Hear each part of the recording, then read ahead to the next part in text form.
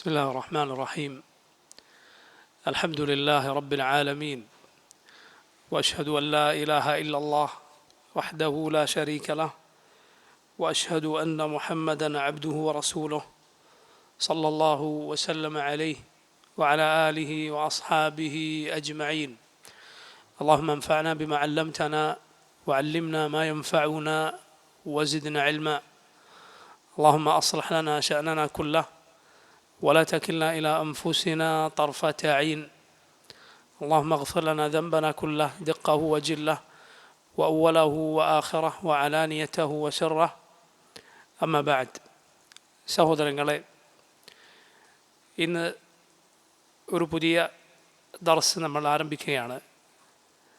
ഷെയ്ഖുൽ ഇസ്ലാം ഇബ്നു തൈമിയ്യ റഹിമഹുല്ലാഹ് അദ്ദേഹത്തിൻ്റെ അൽ അഖീദത്തുൽ വാസിത്തിയ്യ എന്ന കിതാബിൻ്റെ ദർസ്, അഖീദയുമായി നമ്മുടെ വിശ്വാസവുമായി ബന്ധപ്പെട്ട ദർസുകൾ അത് നിരന്തരം കേൾക്കുക, അതിന് ഇടവേള ഇല്ലാതിരിക്കുക എന്നത് നമുക്ക് വളരെ അത്യാവശ്യം ആയ ഒരു കാര്യമാണ്. പ്രത്യേകിച്ച് ഈ കാലത്ത് ധാരാളം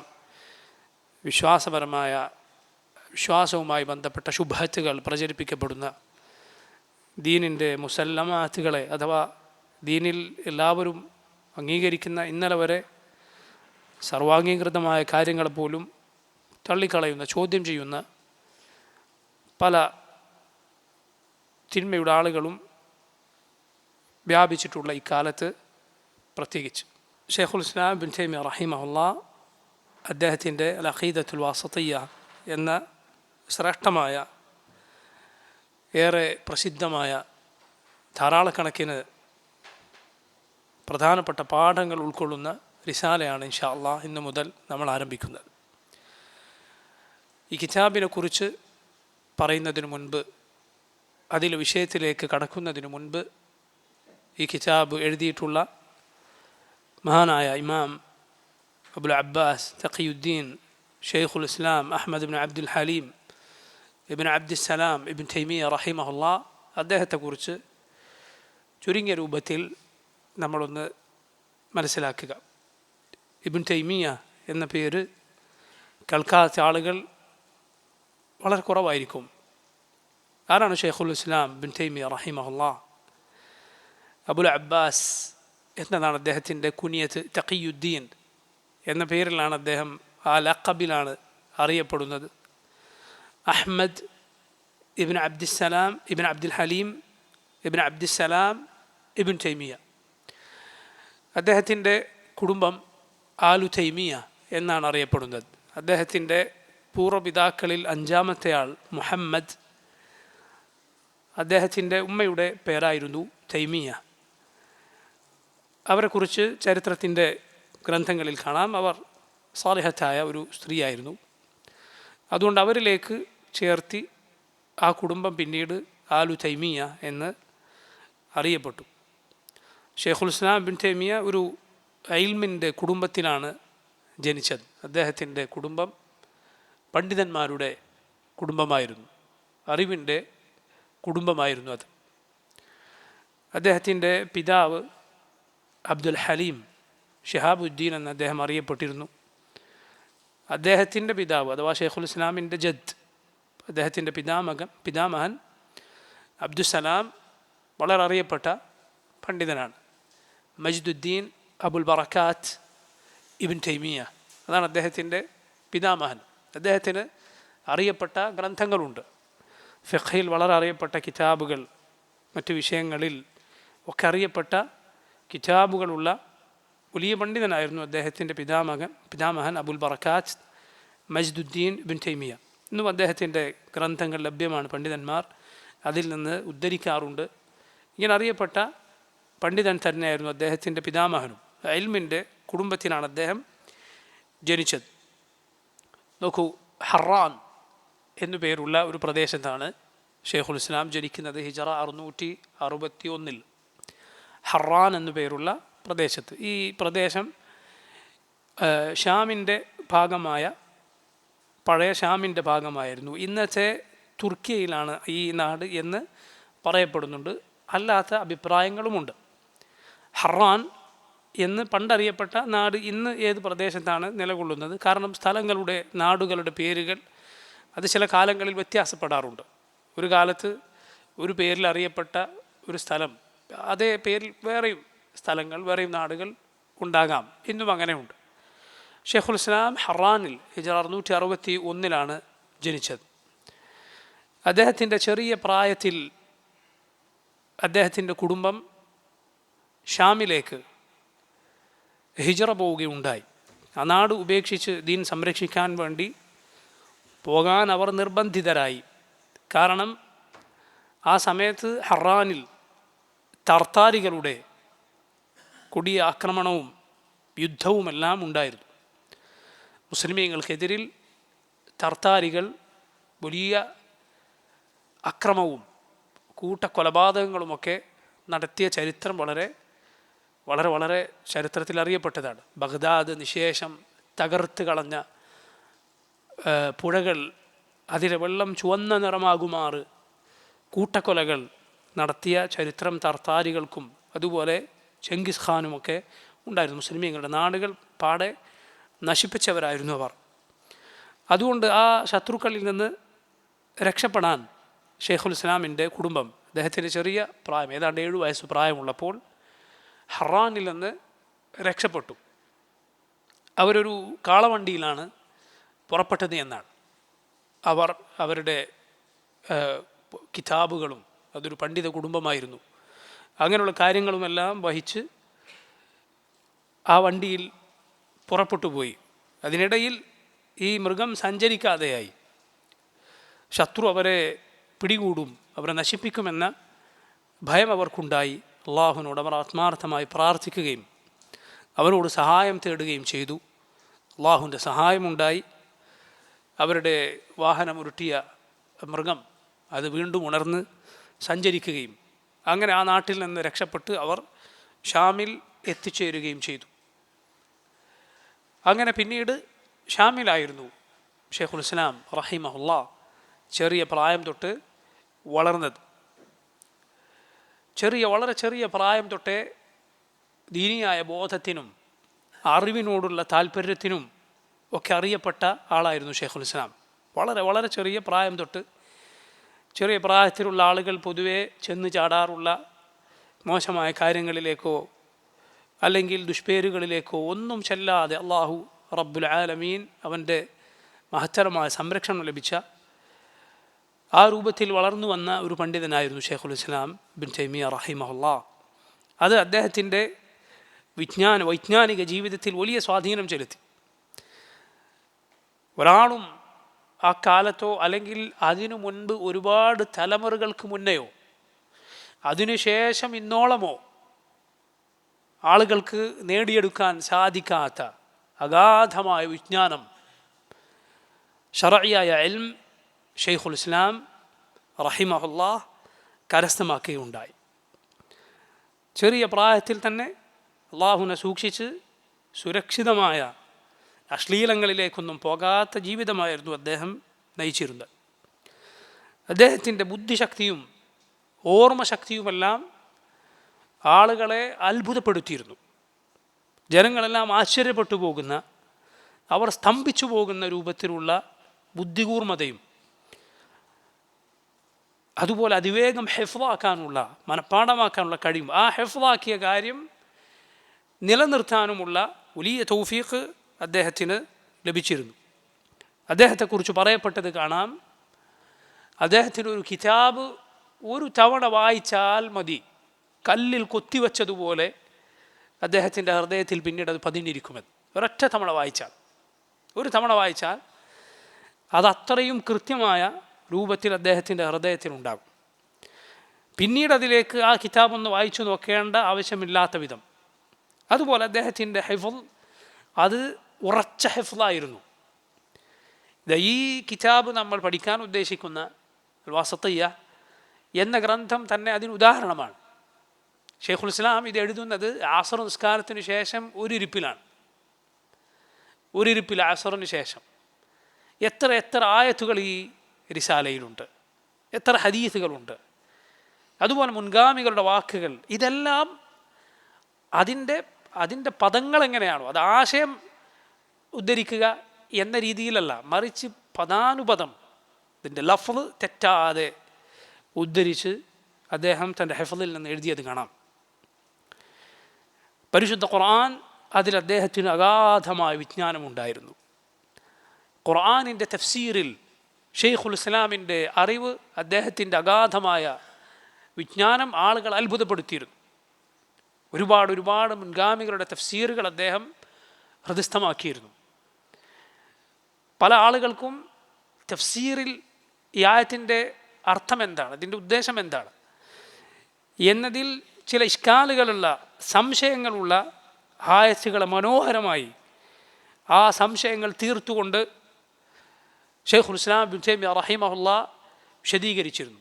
അതുപോലെ റസൂലുള്ളാഹി സ്വല്ലല്ലാഹു അലൈഹി വസല്ലമയുടെ സുന്നത്തും, അള്ളാഹുവിൻ്റെ റസൂൽ സല്ലല്ലാഹു അലൈഹി വസല്ലമയുടെ സുന്നത്തും, അദ്ദേഹത്തിൻ്റെ ജീവചരിത്രം എഴുതിയ അദ്ദേഹത്തിൻ്റെ ശിഷ്യന്മാർ ഇമാം ബിൻ അബ്ദുൽ ഹാദി റഹിമഹുല്ലാഹ്, അദ്ദേഹത്തെ പോലെയുള്ളവർ പറയുന്നത് കാണാം, വളരെ ചെറിയ പ്രായത്തിൽ ഇമാം അഹ്മദിൻ്റെ മുസ്നദ്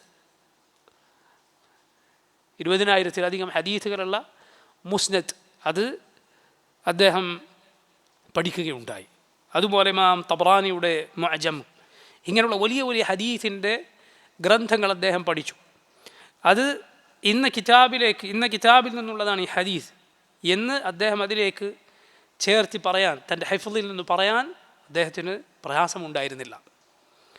അതുപോലെ ഹദീസിൻ്റെ റിജാലുകൾ അഥവാ അതിലെ സനദിലെ, അതിൻ്റെ പരമ്പരയിലെ ആളുകൾ, ഇതേക്കുറിച്ചെല്ലാം അഗാധമായ അറിവ് ഷെയ്ഖുൽ ഇസ്ലാമിനുണ്ടായിരുന്നു. എത്രത്തോളം ഇമാം അദ്ദഹബി, ഹാഫിദ് അദ്ദഹബി റഹിമഹുല്ലാഹ്, അദ്ദേഹം ഈ ഹദീസ് വിജ്ഞാനത്തിൽ ഉന്നതമായ അറിവുണ്ടായിരുന്ന ആളാണ് ഇമാം അദ്ദഹബി. എത്രത്തോളം ഇമാം ബിൻ ഹജർ അൽ അസ്ഖലാനി സഹീഹുൽ ബുഖാരിക്ക് വിശദീകരണം എഴുതിയ, ഫത്ഹുൽ ബാരി എഴുതിയ ബിൻ ഹജർ അൽ അസ്ഖലാനി സംസം എനിക്ക് ദഹബിയുടെ അറിവ് അള്ളാഹുവെ നൽകണേ എന്ന് പ്രാർത്ഥിച്ചുകൊണ്ട് കുടിച്ചു എന്നാണ്. കാരണം സംസം നബി സല്ലല്ലാഹു അലൈഹി വസല്ലം ഹദീസിൽ വന്നിട്ടുണ്ട്, മാ സംസം ലിമാ ശുരിബ ലഹ്, സംസം എന്തിനു വേണ്ടി കുടിച്ചോ അത് ലഭിക്കുമെന്നാണ്.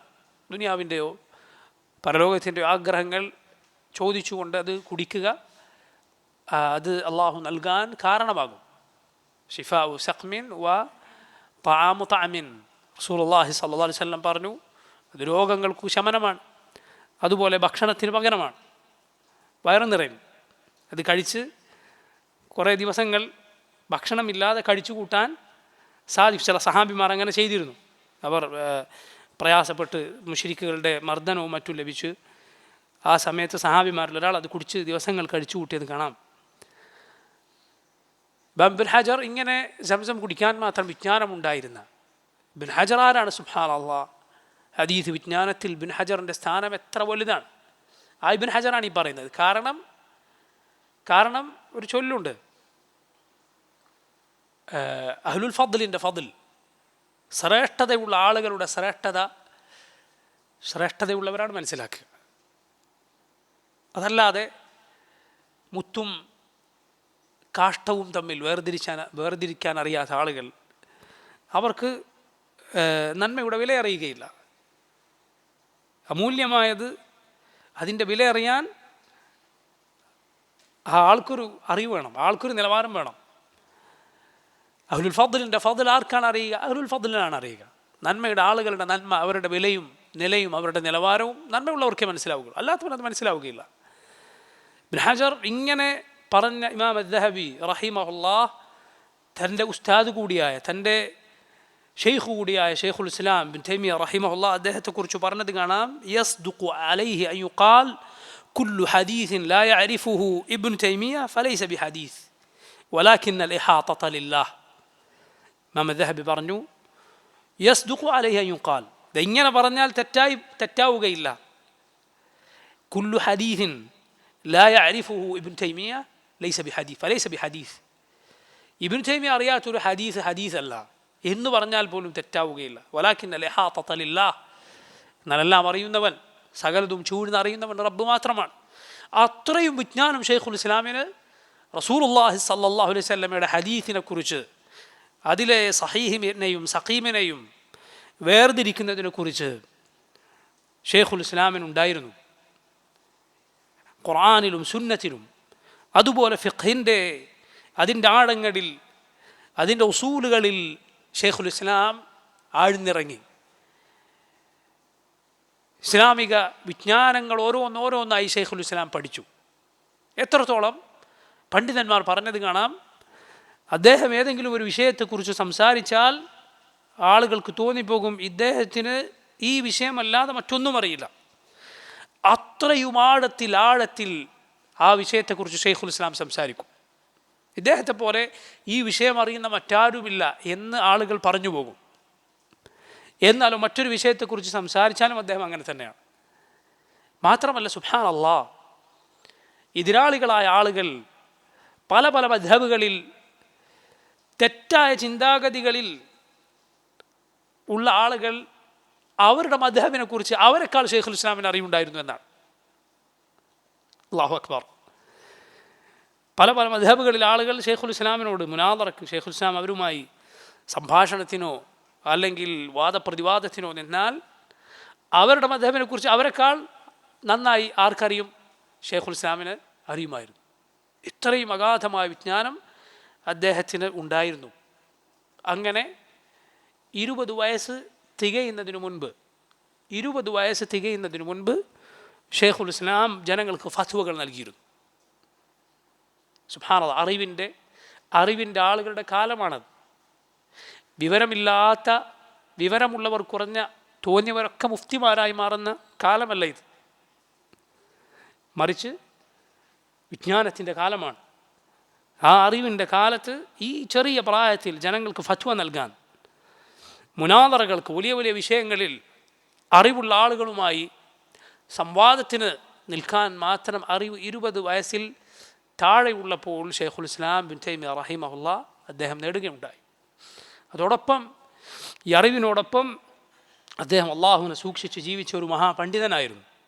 ദുനിയാവിനോട് വിരക്തി കാണിച്ച, നല്ല ഹൃദയത്തിൻ്റെ ഉടമയായിരുന്ന, ജനങ്ങളോട് നല്ല രൂപത്തിൽ പെരുമാറിയ, നന്മ കൽപ്പിച്ച, തിന്മ വിലക്കിയ, അള്ളാഹുവിൻ്റെ മാർഗത്തിൽ കൈകൊണ്ടും നാവുകൊണ്ടും തൂലിക കൊണ്ടും പോരാടിയ,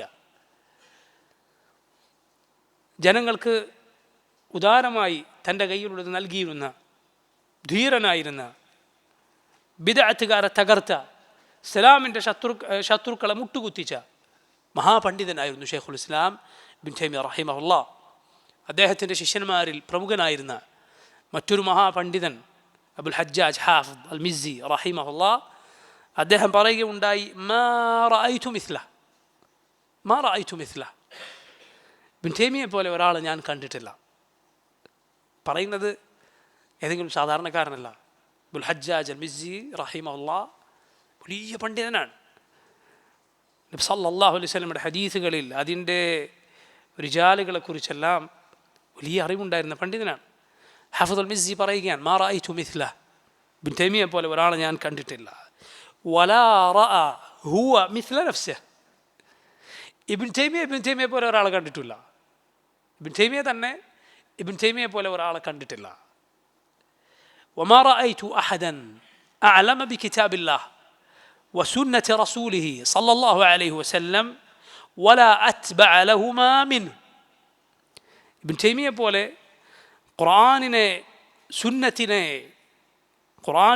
സുന്നത്തിനെക്കുറിച്ച് ഖുർആനിൽ നബി സല്ലല്ലാഹു അലൈഹി വസല്ലമയുടെ സുന്നത്തിൽ വിജ്ഞാനം മാത്രമല്ല ഖുർആനും സുന്നത്തും പിൻപറ്റുന്ന ഷെയ്ഖുൽ ഇസ്ലാം ഇബ്നു തൈമിയ്യയെ പോലെ മറ്റൊരാളെ ഞാൻ കണ്ടിട്ടില്ല എന്ന് ഹാഫിദ് അൽ മിസ്സി റഹിമഹുല്ലാ അദ്ദേഹം പറയുകയാണ്.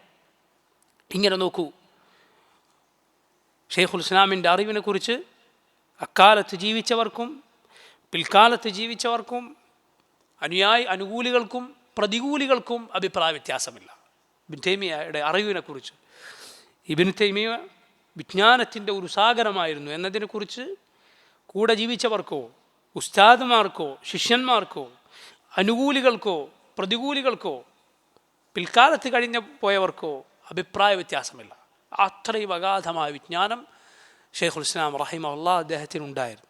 അല്ലാഹു റബ്ബുൽ ആലമീൻ ഈ ദീൻ സംരക്ഷിക്കാൻ ഇങ്ങനെയുള്ള നുജൂമുകളെ, ആകാശത്തെ നക്ഷത്രങ്ങൾ എങ്ങനെയാണോ ആകാശത്തിന് സംരക്ഷണമായി അള്ളാഹു നക്ഷത്രങ്ങളെ നിശ്ചയിച്ചതുപോലെ ഈ ദീനിൻ്റെ സംരക്ഷണത്തിന് റബ്ബ് സുബ്ഹാനഹു വ തആല പണ്ഡിതന്മാരെ നിശ്ചയിക്കും, മുജദ്ദിദുകളെ. ഈ ദീൻ അത് ആളുകൾ പഴയ യഥാർത്ഥ ദീൻ ഉപേക്ഷിച്ചാൽ അവരെ യഥാർത്ഥ ദീനിലേക്ക് കൊണ്ടുപോകുന്ന, അവരുടെ ദീൻ അവർക്ക് പുതുക്കി നൽകുക എന്ന് പറഞ്ഞാൽ നബി സല്ലല്ലാഹു അലൈഹി വസല്ലമ പഠിപ്പിച്ച ദീനേതോ അതവരെ വീണ്ടും പഠിപ്പിക്കുന്ന, അത് മറഞ്ഞുപോയാൽ അതിനു മുകളിലുള്ള പൊടിപടലങ്ങൾ നീക്കി ശുദ്ധമായി അതവർക്ക് വീണ്ടും കൊടുക്കുന്ന മുജദ്ദിദുകളെ അല്ലാഹു റബ്ബുൽ ആലമീൻ ഓരോ നൂറ്റാണ്ടിലും നിശ്ചയിക്കുമെന്നാണ് നബി സല്ലല്ലാഹു അലൈഹി വസല്ലം പറഞ്ഞതാണ്. അങ്ങനെയുള്ള ഇമ്മത്തുകളിൽ ഒരാൾ ഷെയ്ഖുൽ ഇസ്ലാം. അദ്ദേഹത്തിൻ്റെ ഇമാമത്തിൽ ഒരാൾക്കും സംശയമില്ല. ഷെയ്ഖുൽ ഇസ്ലാം എന്ന ശ്രേഷ്ഠമായ വിളിപ്പേര്, ആ തഅദീലിൻ്റെ പ്രശംസയുടെ വാചകം അദ്ദേഹത്തിൻ്റെ ശിഷ്യന്മാരും കൂടെ ജീവിച്ചവരും പിൽക്കാലക്കാരും വിളിച്ചത് അതുകൊണ്ടാണ്. അത്രയും അള്ളാഹുവിൻ്റെ ദീനിനെ കുറിച്ച് വിജ്ഞാനമുള്ളതുകൊണ്ട്, അതിന് സേവനം നൽകിയതുകൊണ്ട്. ഷെയ്ഖുൽ ഇസ്ലാമിൻ്റെ വൈജ്ഞാനിക സേവനം ഏറ്റവും അധികമുള്ളത് അഖീദയുമായി ബന്ധപ്പെട്ട കാര്യത്തിലാണ്, വിശ്വാസ കാര്യങ്ങളെക്കുറിച്ചാണ്. ഷെയ്ഖുൽ ഇസ്ലാമിൻ്റെ എഴുത്തുകൾ ബഹുഭൂരിപക്ഷവും ഏത് വിഷയത്തിലാണ്? വിശ്വാസ കാര്യങ്ങളെക്കുറിച്ചാണ്. എന്തുകൊണ്ടാണ്? കാരണം അതാണ് ഏറ്റവും പ്രധാനം. അഖീദ അത് നന്നായാൽ മാത്രമേ ജനങ്ങളുടെ ബാക്കി എന്തും നന്നാവുകയുള്ളൂ. അവരുടെ കർമ്മങ്ങൾ നന്നാകണമെങ്കിൽ, അവരുടെ സ്വഭാവം നന്നാകണമെങ്കിൽ, അവരിൽ ഐക്യമുണ്ടാകണമെങ്കിൽ, അവരുടെ നന്മകൾ അത് വിടരണമെങ്കിൽ വിശ്വാസം ശരിയാകണം. മാത്രമല്ല, വിശ്വാസത്തിൽ അഭിപ്രായ വ്യത്യാസങ്ങൾക്ക് സ്ഥാനമില്ല. അതൊന്നു മാത്രമാണ്, ഒന്നാണ്. അതിൽ ഒരാൾക്ക് ഇന്ന മദ്ഹബ്, മറ്റയാൾക്ക് ഇന്ന മദ്ഹബ്, അയാളുടെ അഖീദ ഇന്നതാണ്. ഒരാൾ അശാരിയാണ്, മറ്റയാൾ മാതുരീദിയാണ്. ഇല്ല, ഒരൊറ്റ മദ്ഹബ്, അത് മാത്രമേ ഇസ്ലാമിൻ്റെ വിശ്വാസത്തിലുള്ളൂ. റസൂലുള്ളാഹി സ്വല്ലല്ലാഹു അലൈഹി വസല്ലമ പഠിപ്പിച്ച ഒരേ ഒരു മദ്ഹബ്, സഹാബത്തിൻ്റെ മൻഹജ്, അയിമ്മത്തിൻ്റെ എല്ലാം മൻഹജ്. അഹ്ലുസുന്നത്തിന് ഫിഖ്ഹിൽ 4 മദ്ഹബുകൾ അറിയപ്പെട്ടിട്ടുണ്ട്. പക്ഷേ ആ ഇമാമങ്ങളുടെ എല്ലാം അഖീദ അത് ഒരേ ഒരു മദ്ഹബാണ്, അഖീദത്തു സലഫ്, മുൻഗാമികളുടെ വിശ്വാസം. നബി സല്ലല്ലാഹു അലൈഹി വസല്ലം പഠിപ്പിച്ച, സഹാബത്ത് പഠിപ്പിച്ച, താബിഈങ്ങളും തബഉ താബിഈങ്ങളും വിശ്വസിച്ചു പോന്ന, ഈ ഉമ്മത്തിലെ നല്ലവരായ മുൻഗാമികളും പണ്ഡിതന്മാരും വിശ്വസിച്ചു പോന്ന ഒരേ ഒരു വിശ്വാസം. അതിൽ ഇന്നവൻ ഇന്നത്, മറ്റവൻ ഇന്നത് ഇല്ല.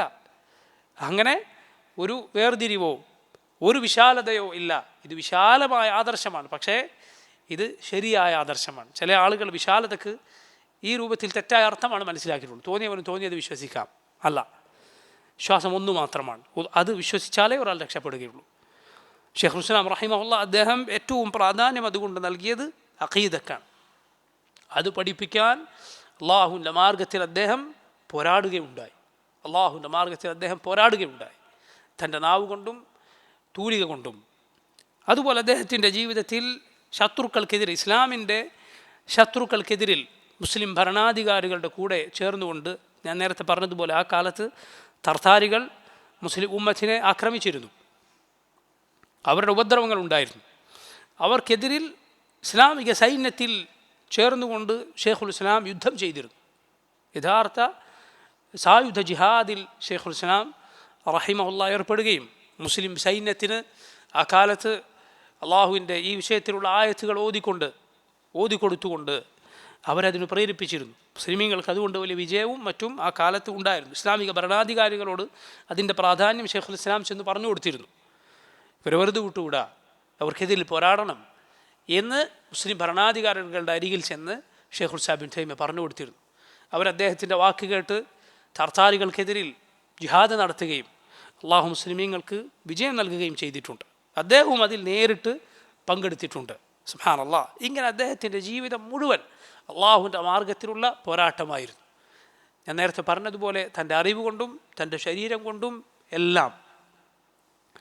നോക്കൂ, അദ്ദേഹത്തിൻ്റെ ഈ പ്രവർത്തനം കാരണത്താൽ, നന്മയിലേക്കുള്ള ക്ഷണം കാരണത്താൽ, തിന്മക്കെതിരിലുള്ള എഴുത്തും സംസാരവുമെല്ലാം കാരണത്താൽ സ്വാഭാവികമായി അള്ളാഹുവിൻ്റെ നബിമാരുടെ അനുയായികൾക്കുണ്ടാകുന്ന പരീക്ഷണവും ഷെയ്ഖുൽ ഇസ്ലാമിന് ഉണ്ടായിട്ടുണ്ട്. നബി സല്ലല്ലാഹു അലൈഹി വസല്ലം പറഞ്ഞിട്ടുണ്ടല്ലോ, അശദ്ദുന്നാസി ബലാഅനിൽ അംബിയാ സുമ്മൽ അംസലു ഫൽ അംസൽ. ഏറ്റവും അധികം പരീക്ഷണങ്ങൾ നേരിടേണ്ടി വരിക അള്ളാഹുവിൻ്റെ നബിമാരാണ്. പിന്നെ അവരെ പോലെ ഏറ്റവും നന്നായി അവരെ പിൻപറ്റുന്നവർ, പിന്നെ അവരെ പോലുള്ളവർ. ഷെയ്ഖുൽ ഇസ്ലാമിന് പരീക്ഷണങ്ങൾ ഉണ്ടായിട്ടുണ്ട്. അദ്ദേഹത്തിൻ്റെ മുൻഗാമികളുടെ വിശ്വാസത്തിലേക്കുള്ള ക്ഷണം അത് ഈ പിൽക്കാലത്ത്, ഇത് ഷെയ്ഖുൽ ഇസ്ലാം ജീവിക്കുന്നത് 7-ാം നൂറ്റാണ്ടിലും 8-ാം നൂറ്റാണ്ടിലുമാണ്. ഹിജറ 661 ജനിച്ച് ഹിജറ 728 ഷെയ്ഖുൽ ഇസ്ലാം മരണപ്പെടുന്നത്. ഹിജറ 661 ജനിച്ച് 728 ഷെയ്ഖുൽ ഇസ്ലാം മരണപ്പെടുന്നത്. അപ്പോൾ 7-ാം നൂറ്റാണ്ടിലും 8-ാം നൂറ്റാണ്ടിലുമാണ് ഷെയ്ഖുൽ ഇസ്ലാം ജീവിക്കുന്നത്. അൽ ഖുറൂൻ അൽ മുഫദ്ദല എന്നറിയപ്പെടുന്ന ആദിമ തലമുറ കഴിഞ്ഞ് നൂറ്റാണ്ടുകൾ കഴിഞ്ഞിട്ടുണ്ട്. അതുകൊണ്ട് ഗ്രീക്ക് ഫിലോസഫിയുടെയും മറ്റും ഭാഗമായി പല തെറ്റായ വിശ്വാസങ്ങളും ആളുകളിലേക്ക് കടന്നു വന്നിട്ടുണ്ട്. സൂഫികൾ അവർ പിടിമുറുക്കിയിരുന്നു. അശാരികൾ അള്ളാഹുവിൻ്റെ അസ്മാ സിഫാത്തിൽ ഈ ദീനിൻ്റെ യഥാർത്ഥ പാതയോട് യോജിക്കാത്ത നിലപാടുകൾ വെച്ച് പുലർത്തുന്നവർ, ജഹ്മികൾ, ഷീഇകൾ, പല പല തരീഖത്തുകാർ, ഇങ്ങനെ പല തെറ്റായ ചിന്താഗതികളും ബിദ്അത്തിൻ്റെ കക്ഷികളും അക്കാലത്തുണ്ടായിരുന്നു. ഇവരിൽ പലർക്കും നാട്ടിൽ സ്വാധീനമുണ്ടായിരുന്നു, ഭരണാധികാരികളുടെ അരികിൽ സ്വാധീനമുണ്ടായിരുന്നു. ഇതുകൊണ്ടെല്ലാം ഷെയ്ഖുൽ ഇസ്ലാമിനോടുള്ള അസൂയ കൊണ്ടും ഈ രൂപത്തിലുള്ള എതിർപ്പ് കൊണ്ടും പല ബുദ്ധിമുട്ടുകൾ ഷെയ്ഖുൽ ഇസ്ലാമിനുണ്ടാക്കാൻ അവർ ശ്രമിച്ചു. ഭരണാധികാരികളുടെ അരികിൽ അദ്ദേഹത്തെക്കുറിച്ച് ഉള്ളതും ഇല്ലാത്തതുമെല്ലാം പറഞ്ഞുകൊടുത്ത് ഭരണാധികാരികളിൽ പലരെയും പലപ്പോഴും അദ്ദേഹത്തിനെതിരിൽ തിരിച്ചു. അങ്ങനെ ഇബ്നു തൈമിയ്യ റഹിമഹുല്ലാ പലതവണ ജയിലിൽ കിടക്കേണ്ടി വന്നു. 7 തവണ അദ്ദേഹം തൻ്റെ ജീവിതത്തിൽ ജയിൽവാസം അനുഷ്ഠിക്കേണ്ടി വന്നിട്ടുണ്ട്. അദ്ദേഹം ഈ 7 തവണയായി എല്ലാം കൂട്ടിയാൽ ഏതാണ്ട് 5 വർഷക്കാലം ജയിലിൽ കഴിഞ്ഞിട്ടുണ്ട്. ഷെയ്ഖുൽ ഇസ്ലാമിൻ്റെ മരണം, വഫാത്ത് ദിമഷ്കിലെ ജയിലിൽ വെച്ചായിരുന്നു. സുബ്ഹാനല്ലാഹ്. നോക്കൂ, അദ്ദേഹം ജയിലിൽ അടക്കപ്പെട്ടാൽ അവിടെയും അദ്ദേഹം ഈ വിജ്ഞാനവുമായിട്ടാണ് കഴിച്ചു കൂട്ടിയിരുന്നത്. വായിക്കുക, അതുപോലെ എഴുതുക, പഠിക്കുക, പഠിപ്പിക്കുക, ഇതൊക്കെയായിരുന്നു ജയിലിൽ അദ്ദേഹം ചെയ്തിരുന്നത്. ഷെയ്ഖുൽ ഇസ്ലാമിൻ്റെ വളരെ പ്രസിദ്ധമായൊരു വാക്ക് കാണാം. അവനെന്നെ തുറുങ്കിലടക്കുമെന്ന് ഭീഷണിപ്പെടുത്തുന്നു. എനിക്കതിനൊരു പ്രയാസവുമില്ല, കാരണം ജന്നതി ഫി ഖൽബി, എൻ്റെ സ്വർഗം എൻ്റെ ഹൃദയത്തിലാണ്. അഥവാ ദുനിയാവിലൊരു സ്വർഗമുണ്ട്, അത് അള്ളാഹുവിനെ അറിഞ്ഞതുകൊണ്ട് അവനെ അനുസരിക്കുന്നത് കൊണ്ട് ഒരു മുഅ്മിനിൻ്റെ ഹൃദയത്തിൽ ലഭിക്കുന്ന സന്തോഷമാണ്. ദുനിയാവിലെ ഒരു സുഖവും യഥാർത്ഥത്തിൽ ആ സുഖത്തോട് കിടപിടിക്കുകയില്ല. ദുനിയാവിലെ ഏറ്റവും വലിയ സുഖം അള്ളാഹുവിനെ കണ്ടുമുട്ടാനുള്ള ആഗ്രഹമാണ്. പരലോകത്തെ ഏറ്റവും വലിയ സുഖം അള്ളാഹുവിനെ കാണുകയാണ് എങ്കിൽ ദുനിയാവിലെ ഏറ്റവും വലിയ സുഖം എന്താണ്? അള്ളാഹുവിനെ കാണാനുള്ള ആഗ്രഹം, അവനെക്കുറിച്ചുള്ള അറിവ്, അവന് വേണ്ടിയുള്ള പ്രവർത്തനം, അതാണ്. ആ ഈമാൻ, ആ യഖീൻ, അത് ഏറ്റവും നല്ല രൂപത്തിൽ ആരുടെ ഹൃദയത്തിലാണോ ഉള്ളത്, ഒന്നിനും അവനെ തകർക്കാൻ സാധ്യമല്ല. അതാണ് ഷെയ്ഖുൽ ഇസ്ലാം പറയുന്നത്. അവരെന്നെ ജയിലിലടക്കുമെന്ന് പറയുന്നു, ഒന്നും എന്നെ ചെയ്യാൻ സാധ്യമല്ല, കാരണം എൻ്റെ സ്വർഗം അതെൻ്റെ ഹൃദയത്തിലാണുള്ളത്. ആർക്കാണ് അതെടുത്തു കൊണ്ടുപോകാൻ സാധിക്കുക? അവരെന്നെ കൊലപ്പെടുത്തിയാൽ അല്ലാഹുവിൻ്റെ മാർഗത്തിലാണ് ഞാൻ കൊല്ലപ്പെടുന്നത്.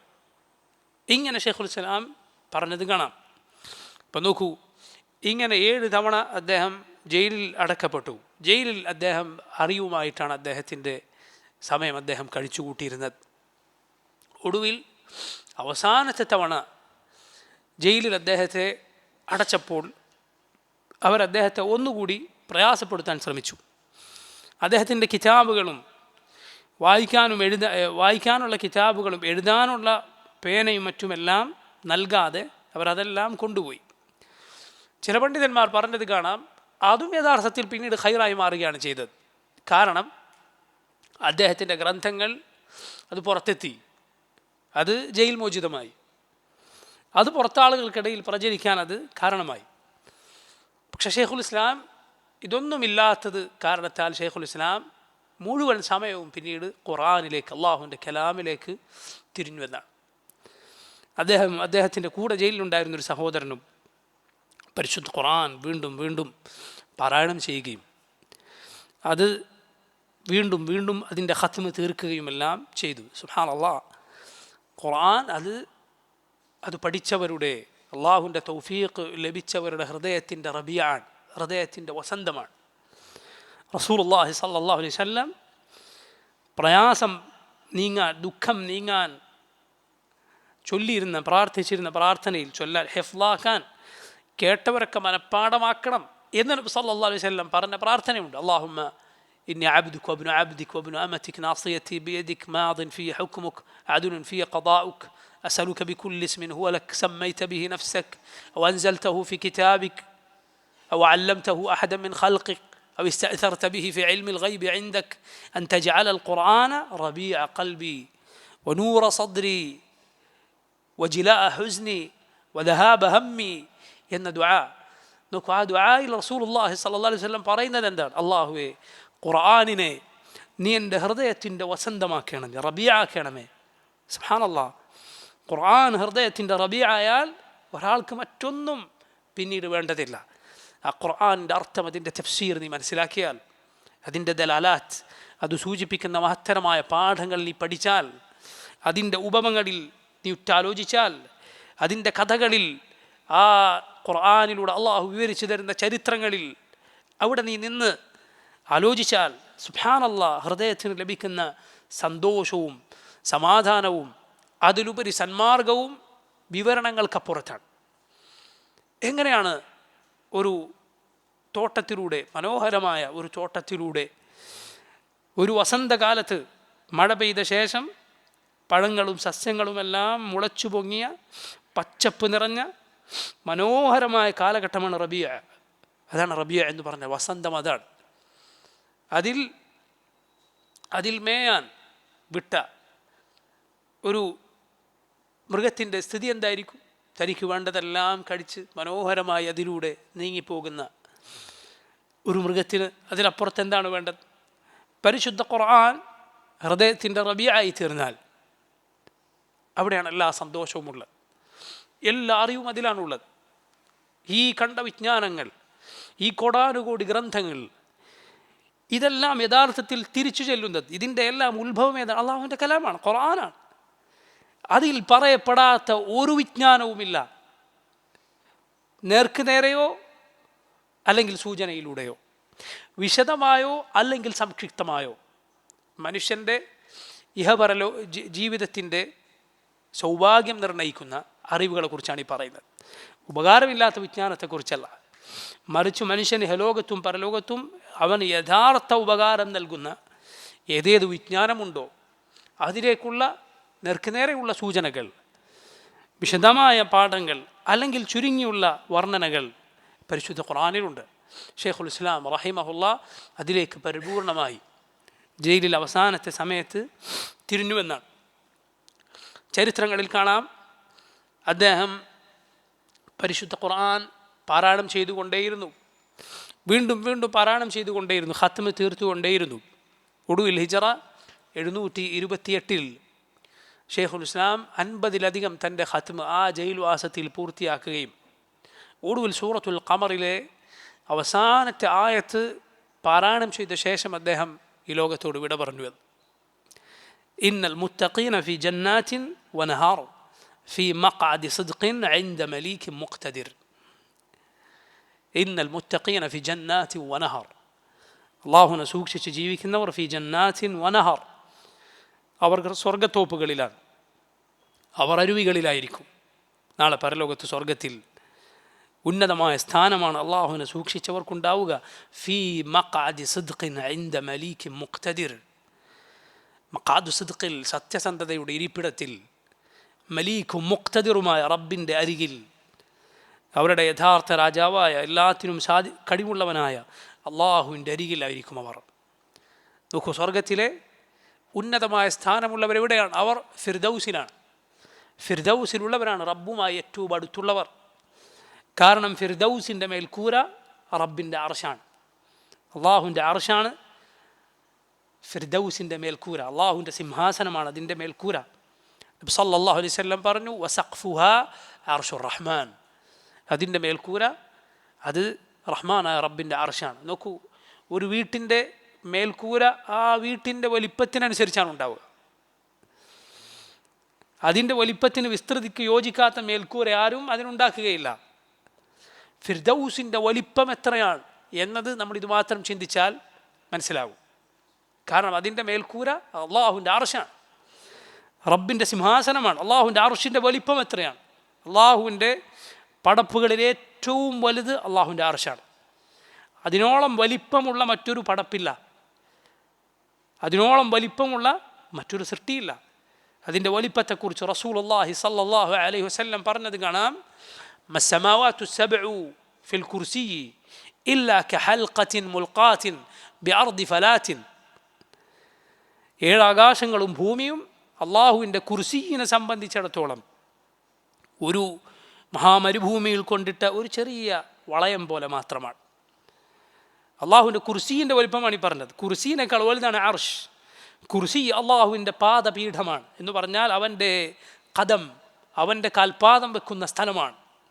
അള്ളാഹുവിൻ്റെ ഏത് വിശേഷണങ്ങളെക്കുറിച്ച് കേട്ടാലും അത് അള്ളാഹുവിന് യോജിച്ച രൂപത്തിൽ ഒരു മുഅ്മിൻ മനസ്സിലാക്കുക. അള്ളാഹുവിന് യോജിച്ച രൂപത്തിലാണത്, അതല്ലാതെ അത് നമ്മുടെ മനസ്സിൽ വരുന്ന രൂപമല്ല, ഒരു സൃഷ്ടിയുടേതും പോലെയല്ല. അള്ളാഹുവിൻ്റെ പാദങ്ങൾ വെക്കാനുള്ള സ്ഥലമാണ് കുർസി എന്ന് സഹാബത്ത് പറഞ്ഞു തന്നത് കാണാം. ആ കുർസിയല്ല ഏറ്റവും വലിയ പടപ്പ്, അർശാണ്. ഈ കുർസീൻ്റെ വലിപ്പം തന്നെ എന്താണ്? 7 ആകാശങ്ങളും ഭൂമിയും ഈ കുർസിയിൽ കൊണ്ടുവച്ചാൽ ഒരു വലിയ മരുഭൂമിയിൽ ഒരു ചെറിയ വളയം, ഒരു മോതിരമോ വളയോ കൊണ്ടുപോയിട്ടാൽ എന്താണ് മരുഭൂമിയുടെ വലിപ്പം? എന്താണ് ഈ വളയത്തിൻ്റെ വലിപ്പം? രണ്ടും തമ്മിലുള്ള വ്യത്യാസം എത്രയാണ്? രണ്ടും തമ്മിൽ ഒരു താരതമ്യം പോലും സാധ്യമല്ല. സുബ്ഹാനല്ലാഹ്, ഈ വ്യത്യാസമുണ്ട് 7 ആകാശങ്ങളും ഭൂമിയും അള്ളാഹുവിൻ്റെ കുർസിയും തമ്മിൽ. യാ സുബ്ഹാനല്ലാഹ്, ഈ കാണുന്ന മഹാസമുദ്രങ്ങളും മരങ്ങളും പുഴകളും മനുഷ്യരും അവരുടെ പാർപ്പിടങ്ങളും എല്ലാമുള്ള ഈ ഭൂമി, അതിന് മുകളിലുള്ള ഒന്നാമത്തെ ആകാശം, നക്ഷത്രങ്ങളും സൂര്യനും ചന്ദ്രനും എല്ലാം, അങ്ങനെയുള്ള 7 ആകാശങ്ങൾ, ലാ ഹൗല വലാ ഖുവത ഇല്ലാ ബില്ലാഹ്. നമ്മൾ ഈ ജനിച്ച നാട്ടിൽ ഈ ഒരു ചെറിയ പ്രദേശത്ത് ഒരു ചെറിയ ഭാഗം നിങ്ങൾ എടുത്തു നോക്കൂ. ഈ ഭൂമിയിലെ ഒരു ചെറിയ ഒരു പഞ്ചായത്ത്, അവിടെ പോലും മുഴുവൻ ഇടങ്ങൾ നമ്മൾ കാണാത്ത ഇടങ്ങളുണ്ടാകും. നമ്മൾ ചില സ്ഥലത്ത് ചെന്നാൽ 40, 50 വയസ്സ് കഴിഞ്ഞ ആളുകൾ പറയും, ഇവിടെ ഇങ്ങനെ ഒരു സ്ഥലം ഉണ്ടായിരുന്നു, ഞാൻ ഇതുവരെ കണ്ടിട്ടില്ല. ഇതാണ് ഈ ഭൂമിയുടെ സ്ഥിതി. ഈ ഭൂമിയിൽ നമ്മളൊന്നുമല്ല. ഈ വിശാലമായ ഭൂമി, അള്ളാഹു ഈ ഭൂമിയെ അത് തന്നെ വിശാലമാണെന്ന് പറഞ്ഞിരിക്കുന്നു. ഈ ഭൂമിയിൽ ജീവിച്ചിരിക്കുന്നവർക്ക് ജീവിക്കാൻ മുകൾ ഭാഗം മതി, അവരെ കബറടക്കാൻ അതിൻ്റെ താഴ്ഭാഗം മതി. ഇത്ര വിശാലമാണ് ഈ ഭൂമി. അള്ളാഹുവിൻ്റെ പടപ്പുകൾ, ബാക്കിയുള്ള ആകാശങ്ങളും ഭൂമിയും തട്ടിച്ചു നോക്കിയാൽ ഈ ഭൂമി ഒന്നുമല്ല. ഈ 7 ആകാശങ്ങളും ഭൂമി അള്ളാഹുവിൻ്റെ കുർസീനെ സംബന്ധിച്ചിടത്തോളം ഇതാണ് അതിൻ്റെ വലിപ്പം. ഒരു മരുഭൂമിയിൽ കൊണ്ടുപോയിട്ട് ഒരു വളയം പോലെ. തീർന്നില്ല. റസൂലുള്ളാഹി സ്വല്ലല്ലാഹു അലൈഹി വസല്ലം പറയുകയാണ്, വഫദ്ലുൽ അർശി അലൽ കുർസി കഫദ്ലി തിൽകൽ ഫലാത്തി അലാ തിൽകൽ ഹൽഖ. അള്ളാഹുവിൻ്റെ അർശും കുർസിയുമായുള്ള വ്യത്യാസം ആ മരുഭൂമിയും ആ വളയവും തമ്മിലുള്ള വ്യത്യാസമാണ്. ലാ ഇലാഹ ഇല്ലല്ലാഹ്, അല്ലാഹു അക്ബർ. ആ കുർസി അള്ളാഹുവിൻ്റെ അർശിൽ കൊണ്ടുപോയി വച്ചിരുന്നുവെങ്കിൽ അതും തമ്മിലുള്ള താരതമ്യം ഇതുപോലെയാണ്. ഒരു മരുഭൂമിയിൽ കൊണ്ടുപോയിട്ട് ഒരു ചെറിയ വളയം പോലെ. അതിനു മുകളിലാണ് അല്ലാഹു റബ്ബുൽ ആലമീൻ അർ-റഹ്മാനു അലൽ അർശി ഇസ്തവ. അതിനേക്കാൾ വലിയവൻ, അല്ലാഹു അക്ബർ, ഏറ്റവും വലിയവൻ. ഈ പടപ്പുകളെ അവരെ സംരക്ഷിക്കുക, അവരെ നിരീക്ഷിക്കുക, അവരെ ഉദ്ദേശിക്കുന്നത് അവൻ്റെ ഹിക്മത്തിനനുസരിച്ച് ചെയ്യുക അള്ളാഹുവിന് പ്രയാസമില്ല. വലാ യഊദുഹു ഹിഫ്ദുഹുമാ വഹുവൽ അലിയുൽ അളീം. അവന് അവയെ താങ്ങി നിർത്തുക പ്രയാസമല്ല. അവൻ ഏറ്റവും ഉന്നതനാണ്, അവൻ ഏറ്റവും മഹത്വമുള്ളവനാണ്. അർശ് അള്ളാഹുവിനെ ആശ്രയിച്ചിരിക്കുന്നു. അള്ളാഹുവിന് അർശിൻ്റെ ആശ്രയം ആവശ്യമില്ല. അത് വഹിക്കുന്ന മലായിക്കത്തുണ്ട്. അള്ളാഹുവിന് അവരുടെ ആശ്രയം ആവശ്യമില്ല. സമതാണവൻ. സകല പടപ്പുകളും അവൻ്റെ ആശ്രിതനാണ്, അവനെ ആശ്രയിച്ച് കഴിയുന്നു. അള്ളാഹു ഒരു പടപ്പുകളുടെയും ഒരു സൃഷ്ടിയുടെയും ആശ്രയം ആവശ്യമില്ലാത്ത മാലിക്കുൽ മുൽക്കാണ്. വാഹിദും ഖഹാറുമാണവൻ. വഹുവൽ ഖാഹിറു ഫൗഖ ഇബാദിഹി. അവൻ്റെ അടിമകളെ മുകളിൽ നിന്ന് നിയന്ത്രിക്കുന്നവൻ. സുബ്ഹാനല്ലാഹ്. ഈ അർശാണ് ഫിർദൗസിൻ്റെ മേൽക്കൂര എന്ന് വന്നാൽ ഫിർദൗസിൻ്റെ വലിപ്പം എന്തായിരിക്കും? ആ ഫിർദൗസിൽ കഴിയുന്നവർ നോക്കൂ, അവരുടെ റബ്ബിൻ്റെ അരികിലാണ് അവർ. അള്ളാഹു തൃപ്തി ലഭിച്ചവർ, അവനെ കാണാൻ സാധിക്കുന്നവർ. സൂറത്തുൽ ഖമറിലെ ഈ അവസാനത്തെ ആയത്തുകൾ ഓതിയാണ് ഷെയ്ഖുൽ ഇസ്ലാം മരണപ്പെട്ടത് എന്ന് ചരിത്രങ്ങളിൽ കാണാം. അദ്ദേഹം ദിമഷ്കിൽ മരണപ്പെട്ടു, ജയിലിൽ വെച്ച് മരണപ്പെട്ടു. അദ്ദേഹത്തിൻ്റെ ജനാസയിൽ പങ്കെടുത്ത ആളുകളുടെ എണ്ണം അത് ചരിത്രമായിരുന്നു എന്നാണ്.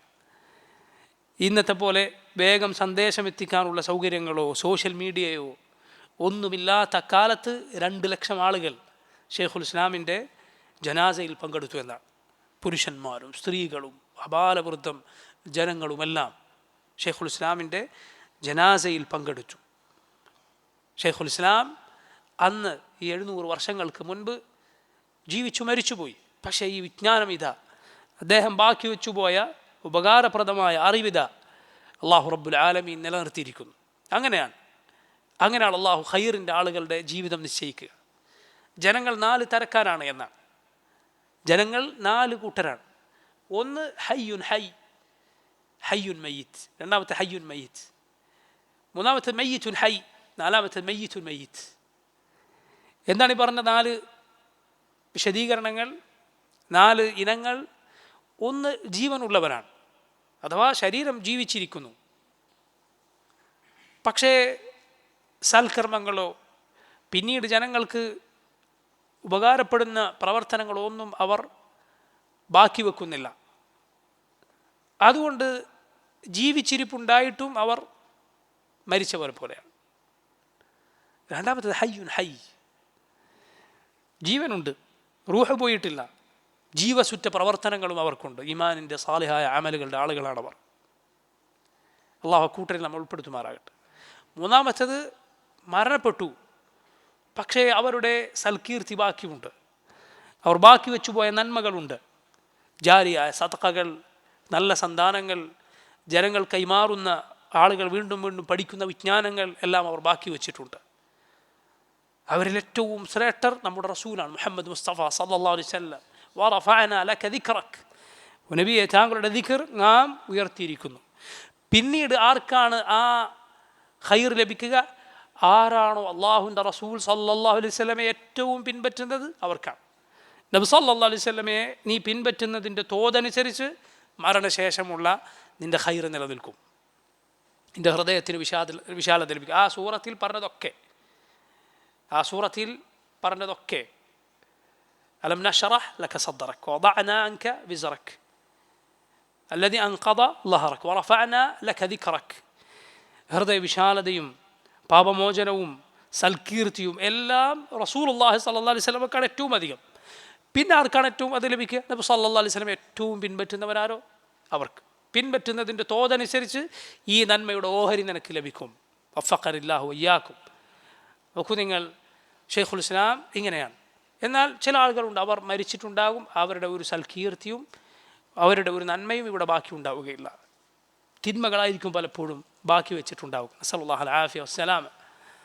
അപ്പോൾ നോക്കൂ, ഷെയ്ഖുൽ ഇസ്ലാമിൻ്റെ ആ ഗ്രന്ഥങ്ങളും അദ്ദേഹത്തിൻ്റെ ശിഷ്യന്മാരുടെ ഗ്രന്ഥങ്ങളുമെല്ലാം ഇതാ ഇവിടെ ബാക്കിയുണ്ട്. പണ്ഡിതന്മാർ ഇമാം അദ്ദഹബി പറയുന്നത് കാണാം, ഏതാണ്ട് 1000 ഗ്രന്ഥങ്ങൾ ഷെയ്ഖുൽ ഇസ്ലാം രചിച്ചിട്ടുണ്ട്. 1000 കിതാബുകൾ, 500ഓളം വോള്യങ്ങളിൽ ഷെയ്ഖുൽ ഇസ്ലാം രചിച്ചിട്ടുണ്ട്. അതിൽ പലതും ഇന്ന് നമ്മുടെ കയ്യിലില്ല, പലതും നഷ്ടപ്പെട്ടു പോയിട്ടുണ്ട്. ധാരാളക്കണക്കിന് ഗ്രന്ഥങ്ങൾ ലഭ്യവുമാണ്. ഇമാം അദ്ദഹബി പറഞ്ഞത് കാണാം, ഇതാകട്ടെ ആളുകൾക്ക് എണ്ണാൻ സാധിച്ചതാണ്. എന്നാൽ അതല്ലാതെ ജനങ്ങൾക്ക് അദ്ദേഹം നൽകിയ ഫത്വകളും മറ്റും അതിലും ഉപരിയുണ്ട്. ഷെയ്ഖുൽ ഇസ്ലാമിനെ പറ്റി പലരും പറയുന്നത് കാണാം, അദ്ദേഹം അറിവ് നൽകുന്ന കാര്യത്തിൽ വളരെ ഉദാരശീലനായിരുന്നു എന്ന്. അറിവ് സദഖ പോലെയാണ്, സമ്പത്ത് പോലെ തന്നെയാണ്. സമ്പത്തിൻ്റെ പ്രത്യേകത എന്താണ്? സമ്പത്ത് ഒരാൾ നൽകുന്നതിന് അയാൾക്കത് വർദ്ധിച്ചുകൊണ്ടിരിക്കും. നബി സല്ലല്ലാഹു അലൈഹി വസല്ലം പറഞ്ഞു, മാ നഖസത് സദഖതു മിൻ മാൽ. സദഖ ഒരിക്കലും സമ്പത്ത് കുറയ്ക്കുകയില്ല. അറിവും അങ്ങനെ തന്നെയാണ്. ഒരാൾക്ക് അത് ജനങ്ങൾക്ക് നൽകിയാലല്ലാതെ അതിൽ ബറക്കത്തുണ്ടാവുകയില്ല. മൂടി വച്ചാൽ അത് കെട്ടടങ്ങിപ്പോകും, അതിലെ ബറക്കത്ത് നഷ്ടപ്പെടും. അറിവൊരാൾ താൻ പഠിച്ചത് ആളുകൾക്ക് കൈമാറുന്നതിന് അതിൽ ബറക്കത്തുണ്ടാകും, അള്ളാഹു അതിൽ വർധനവ് നൽകും.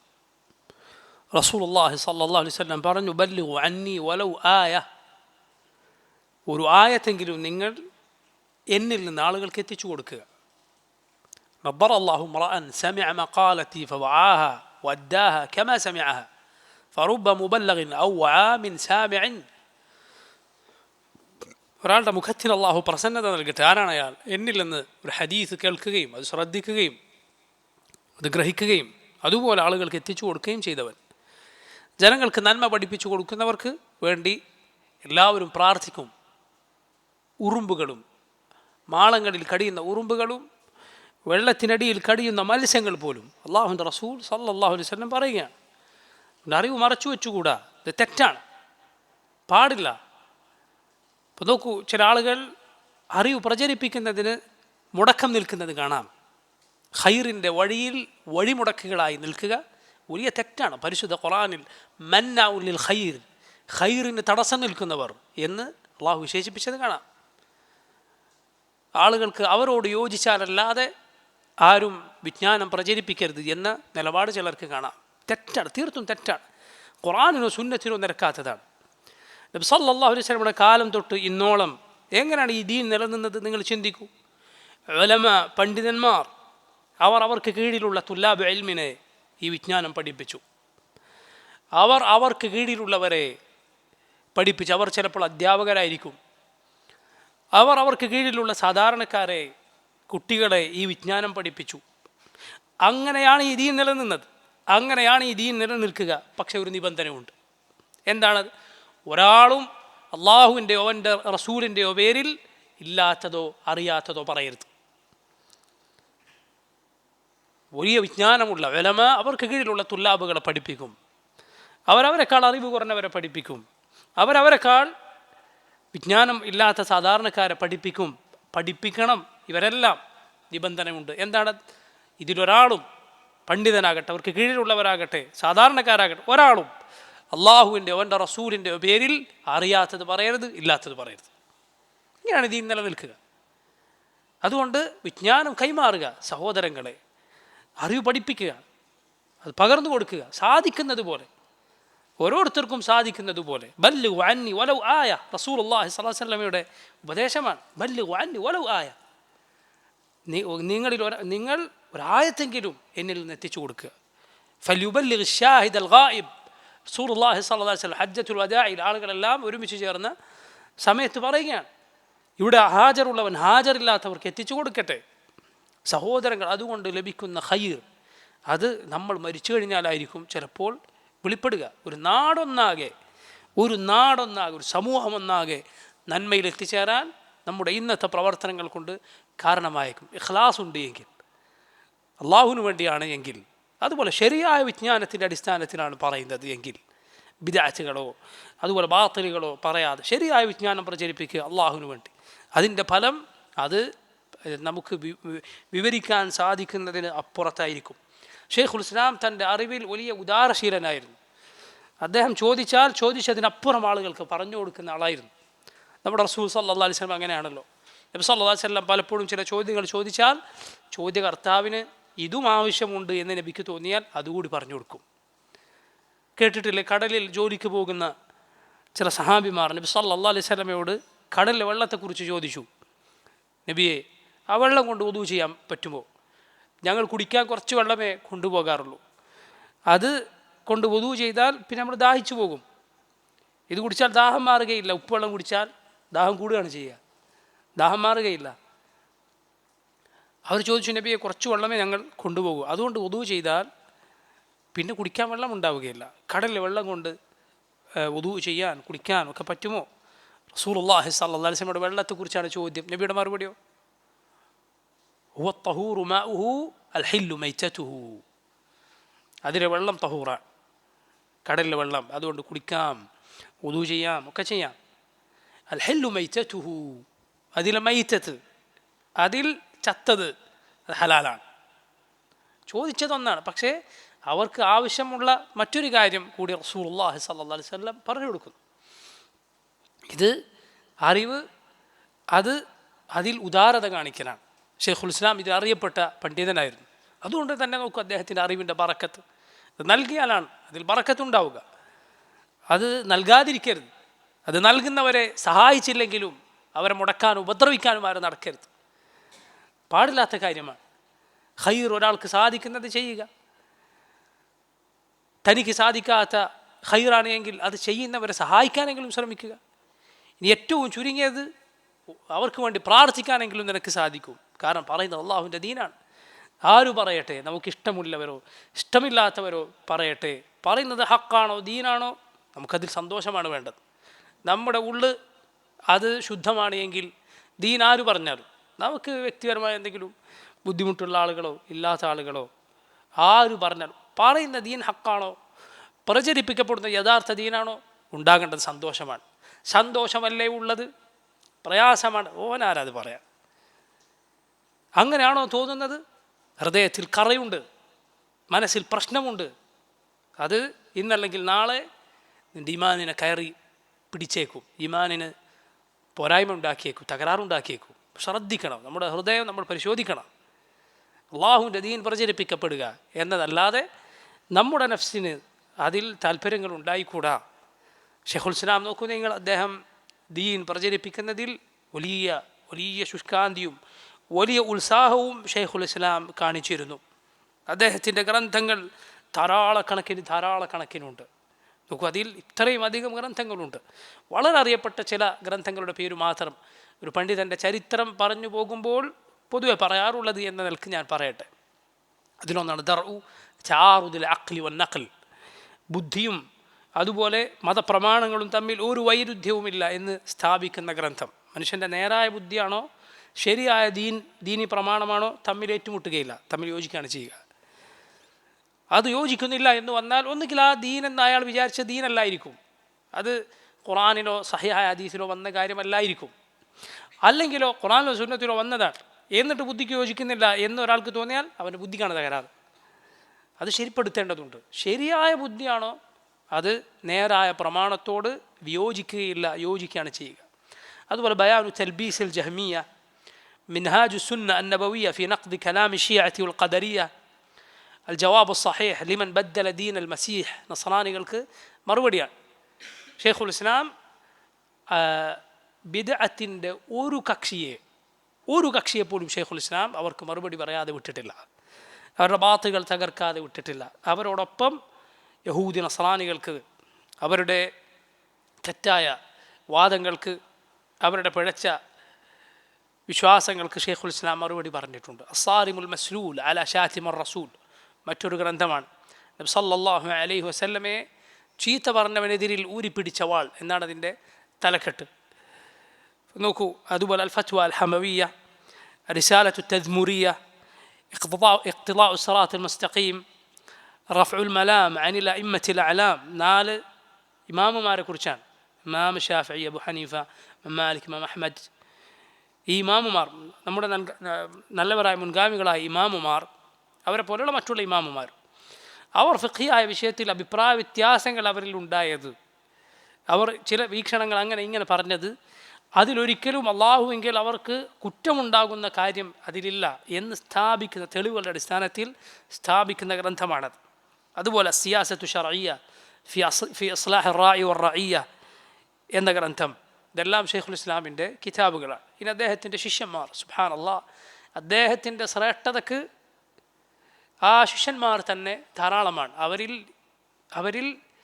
അവരുടെ പേരുകളിൽ പണ്ഡിതന്മാർ പറയുമ്പോൾ ആദ്യം പൊതുവെ പറയാറുള്ള പേര് ഇമാം ഇബ്നുൽ ഖയ്യിം റഹിമഹുല്ലാഹ്, അദ്ദേഹത്തിൻ്റെ പേരാണ്. ഇമാം ഇബ്നുൽ ഖയ്യിം റഹിമഹുല്ലാഹ്, ഇമാം ഇബ്നു ഹജർ അൽ അസ്ഖലാനി റഹിമഹുല്ലാഹ്, അദ്ദേഹം പറയുകയുണ്ടായി, ഷെയ്ഖുൽ ഇസ്ലാം ഇബ്നു തൈമിയയുടെ ശ്രേഷ്ഠതയായി, അദ്ദേഹത്തിൻ്റെ പോരിശയായി ഇബ്നുൽ ഖയ്യിം എന്ന ശിഷ്യൻ തന്നെ ധാരാളമാണ്, വേറൊന്നും വേണ്ടതില്ല. ഇബ്നുൽ ഖയ്യിം എന്ന അദ്ദേഹത്തിൻ്റെ ശിഷ്യൻ മാത്രം മതി ഇബ്നു തൈമിയയുടെ ശ്രേഷ്ഠതയ്ക്ക്, അദ്ദേഹത്തിൻ്റെ മഹത്വത്തിന് തെളിവായി. അതുപോലെ ഇമാം ഇബ്നു അബ്ദുൽ ഹാദി, ഇബ്നു കസീർ, ഇമാം അദ്ദഹബി, ഹാഫിദുൽ മിസ്സി തുടങ്ങിയ ധാരാളക്കണക്കിന് പണ്ഡിതന്മാർ അദ്ദേഹത്തിൻ്റെ ശിഷ്യന്മാരാണ്. ഷെയ്ഖുൽ ഇസ്ലാമിൻ്റെ ജീവിതത്തിൽ നമുക്കുള്ള പാഠങ്ങളാണ് സഹോദരങ്ങളെ. ഈ ജീവിതത്തിൽ നമ്മുടെ ജീവിതം അത് ഗൗരവമേറിയ, ശരിയാണ്, അള്ളാഹുവിൻ്റെ റസൂൽ സല്ലല്ലാഹു അലൈഹി വസല്ലം, നബി സല്ലല്ലാഹു അലൈഹി വസല്ലമയുടെ ജീവിതത്തിൽ അതിരുവിടാത്ത രൂപത്തിൽ തമാശകൾ ഉണ്ടായിട്ടുണ്ട്. അതിരുവിടാത്ത വിനോദങ്ങളും സന്തോഷം പങ്കിടലുകളും നമുക്ക് വേണ്ടതാണ്. പക്ഷേ നമ്മുടെ ജീവിതം അത് ഗൗരവമുള്ള ജീവിതമായിരിക്കണം, നമ്മുടെ സമയം വിലപ്പെട്ടതായിരിക്കണം, ഷെയ്ഖുൽ ഇസ്ലാം റഹിമഹുല്ലാ അദ്ദേഹത്തിൻ്റെ ജീവിതത്തിൻ്റെ ഒരു നിമിഷം പോലും അദ്ദേഹം പാഴാക്കിയിട്ടില്ല. ഒരു നിമിഷം പോലും അദ്ദേഹം പാഴാക്കിയതായി അറിയപ്പെട്ടിട്ടില്ല. അതുപോലെ സബ്റിന് അങ്ങേറ്റം അറിയപ്പെട്ട പണ്ഡിതനാണ്. ഇത്രയെല്ലാം ഉപദ്രവങ്ങൾ ഉണ്ടായിട്ടും അദ്ദേഹത്തെ ദീനിൻ്റെ വഴിയിൽ നിന്ന് പിന്നോട്ട് വലിക്കാൻ ഒരാൾക്കും സാധിച്ചിട്ടില്ല. അദ്ദേഹത്തിൻ്റെ ദീനിൽ നിന്ന് അദ്ദേഹം ഒരിക്കലും പിന്നോട്ട് പോയിട്ടില്ല. ദുനിയാവിനോടുള്ള വിരക്തി അത് അറിയപ്പെട്ട പണ്ഡിതനായിരുന്നു ഷെയ്ഖുൽ ഇസ്ലാം. അതുപോലെ സ്വന്തത്തിനു വേണ്ടി പ്രതികാരം ചെയ്യുകയോ സ്വന്തത്തിനു വേണ്ടി ആർക്കെങ്കിലും മറുപടി പറയുകയോ അതായിരുന്നില്ല ഷെയ്ഖുൽ ഇസ്ലാമിൻ്റെ രീതി. മറിച്ച് അള്ളാഹുവിൻ്റെ ദീനായിരുന്നു അദ്ദേഹത്തിന് മുഖ്യം. അള്ളാഹുവിൻ്റെ ദീൻ അത് പിച്ച് ചീന്തപ്പെട്ടാൽ, അതിൻ്റെ ഹുർമാത്ത്, അതിൻ്റെ പവിത്രതകൾ ലംഘിക്കപ്പെട്ടാൽ മറുപടി പറയുക. അതുപോലെ അദ്ദേഹത്തിൻ്റെ ദഅവത്തിൻ്റെ, അദ്ദേഹത്തിൻ്റെ ദീനി പ്രബോധനത്തിൻ്റെ ബറക്കത്ത് വെളിപ്പെട്ടത് ജീവിതകാലത്തിന് ശേഷമായിരുന്നു കൂടുതലായി. എത്രത്തോളം അദ്ദേഹം ജീവിച്ചിരിക്കുന്ന കാലത്ത് അദ്ദേഹം ജയിലിലടക്കപ്പെട്ടിട്ടുണ്ട്, അദ്ദേഹത്തിൻ്റെ ഗ്രന്ഥങ്ങൾ വിലക്കപ്പെട്ടിട്ടുണ്ട്. മരണത്തിന് ശേഷവും ഷെയ്ഖുൽ ഇസ്ലാമിൻ്റെ കിതാബുകൾ അത് വിലക്കപ്പെട്ടിരുന്ന, വായിക്കാൻ പാടില്ല എന്ന് നിയമമുണ്ടായിരുന്ന കാലമുണ്ടായിരുന്നു. പക്ഷേ നോക്കൂ, എന്താണ് ഇന്നത്തെ സ്ഥിതി? അല്ലാഹു റബ്ബുൽ ആലമീൻ അതിന് വലിയ സ്വീകാര്യത നൽകി. ലോകത്തിൻ്റെ നാനാഭാഗങ്ങളിൽ ആളുകൾ ആ വിജ്ഞാനം പഠിച്ചുകൊണ്ടിരിക്കുന്നു, അതിൽ നിന്ന് ഉപകാരപ്രദമായ അറിവുകൾ നേടിക്കൊണ്ടിരിക്കുന്നു. ഈ ചരിത്രം എല്ലാം പഠിച്ചാൽ, മനസ്സിലാക്കിയാൽ നമ്മൾ മറക്കാൻ പാടില്ലാത്ത വളരെ പ്രധാനപ്പെട്ട ഒരു കാര്യമുണ്ട്.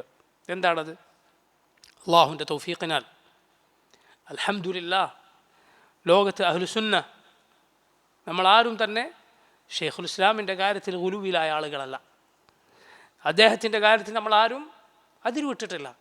അദ്ദേഹത്തിൻ്റെ കാര്യത്തിൽ മാത്രമല്ല, ഇസ്ലാമിൻ്റെ ഒരു ആലിമിൻ്റെ കാര്യത്തിലും അഹ്ലുസുന്നത്ത് ഗുലുവിലാവുകയില്ല. നമ്മൾ ഈ പറഞ്ഞ ശ്രേഷ്ഠതകളോടൊപ്പം നമ്മൾ മനസ്സിലാക്കുന്നു, ഷെയ്ഖുൽ ഇസ്ലാം മനുഷ്യനാണ്.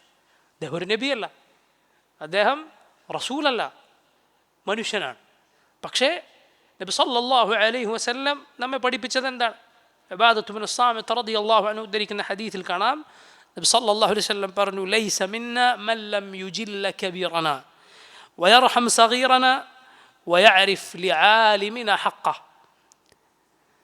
നമ്മിൽപ്പെട്ടവനല്ല നമ്മിലെ പ്രായമേറിയവരെ ബഹുമാനിക്കാത്തവനും, പ്രായം കുറഞ്ഞ ആളുകളെ, കുട്ടികളെ അവരോട് കരുണ കാണിക്കാത്തവനും, നമ്മുടെ ആലിമിന്, ഈ ദീനിലെ പണ്ഡിതന് അയാളുടെ അവകാശം വകവെച്ചു കൊടുക്കാത്തവനും നമ്മിൽപ്പെട്ടവനല്ല എന്ന് റസൂലുള്ളാഹി സ്വല്ലല്ലാഹു അലൈഹി വസല്ലം പറഞ്ഞ ഹദീസ് ഇബാദത്ത് ബിൻ സാമിത്ത് റളിയല്ലാഹു അൻഹു ഉദ്ധരിക്കുന്നതായി കാണാം.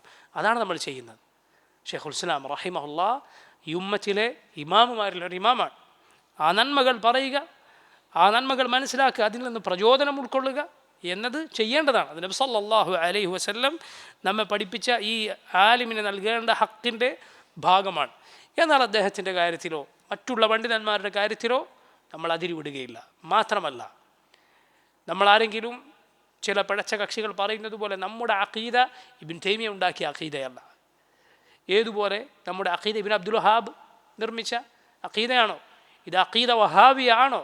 അല്ല, ഇത് അഖീദ മുഹമ്മദിയ, മുഹമ്മദുർ റസൂലുള്ളാഹ് സല്ലല്ലാഹു അലൈഹി വസല്ലം പഠിപ്പിച്ച അഖീദയാണ്. ഇത് ഇബ്നു തൈമിയ പഠിപ്പിച്ച അഖീദയല്ല, ഇബ്നു അബ്ദുൽ വഹാബ് പഠിപ്പിച്ച അഖീദയല്ല. കാരണം പണ്ഡിതന്മാർ അവർ ദീൻ ഉണ്ടാക്കുന്നവരല്ല, മറിച്ച് ദീൻ മറഞ്ഞുപോയാൽ അതിനെ വെളിപ്പെടുത്തുന്നവരാണ്. അതിനു മുകളിലുള്ള പുകമറകൾ നീക്കുന്നവരാണ്. അതിൻ്റെ മുൽഹിറുകളാണ്, മുൻഷികളല്ല. ദീൻ ഉണ്ടാക്കുന്നവരല്ല, മറിച്ച് ദീൻ വെളിപ്പെടുത്തുന്നവരാണ്, അത് പഠിപ്പിക്കുന്നവരാണ്. അങ്ങനെയാണ് നമ്മൾ പണ്ഡിതന്മാരെ മനസ്സിലാക്കുന്നത്. അവർ പഠിപ്പിച്ച ദീനാണ് നമ്മൾ പിൻപറ്റുന്നത്. ഷെയ്ഖുൽ ഇസ്ലാം റഹിമഹുല്ലാഹ് അദ്ദേഹം തന്നെ പറഞ്ഞത് കാണാം, ഇമാം ബുഖാരിയോ മുസ്ലിമോ ജനിച്ചില്ലായിരുന്നുവെങ്കിൽ പോലും ഇതിനൊന്നും സംഭവിക്കുമായിരുന്നില്ല. ഷെയ്ഖുൽ ഇസ്ലാം പറഞ്ഞത് കാണാം. ഷെയ്ഖുൽ ഇസ്ലാമിനെ കുറിച്ച് നമുക്ക് പറയാമത്. ഷെയ്ഖുൽ ഇസ്ലാം ഇബ്നു തൈമിയ ജനിച്ചില്ലായിരുന്നുവെങ്കിൽ ഇതിനൊന്നും സംഭവിക്കുമായിരുന്നില്ല. കാരണം ഈ ദീൻ അത് ഹിഫ്ള് ചെയ്യുന്നവൻ, അത് സംരക്ഷിക്കുമെന്ന ബാധ്യതയേറ്റവൻ റബ്ബാണ്, അള്ളാഹുവാണ്.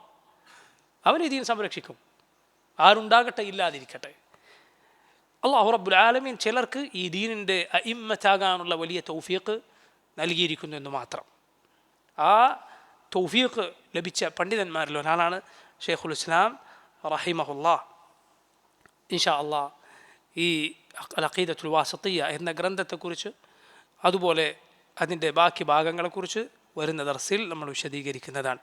അല്ലാഹു റബ്ബുൽ ആലമീൻ ഇത് പൂർത്തിയാക്കാൻ നമുക്ക് തൗഫീഖ് ചെയ്യുകയും ഇസ്ലാമിൻ്റെ ശരിയായ അഖീദയിൽ അടിയുറച്ചു നിൽക്കാനും അതിലായി എന്നും ജീവിക്കാനും അതിലായി മരിക്കുവാനും റബ്ബിനിക്കും നിങ്ങൾക്കും തൗഫീഖ് ചെയ്യുമാറാകട്ടെ.